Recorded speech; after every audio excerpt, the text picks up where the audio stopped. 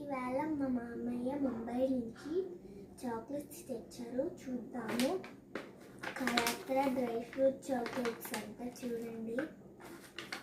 దీనిలో చాలా రకాల చాక్లెట్స్ ఉన్నాయి. ఇదొక రకం, ఇదొక రకం, ఇదొక రకం. 2 రకాలు ఉన్నాయి గైస్. ఒకటి చేసి చూద్దాము. చూడండి, దీనికి కవర్ మీద కవర్ ఇచ్చారన్నమాట. బాగా గట్టిగా ఉంది. చూడండి, ఇది డార్క్ చాక్లెట్లో ఉంది గాయ్స్. డార్క్ చాక్లెట్ చేసి చూద్దాం. బండి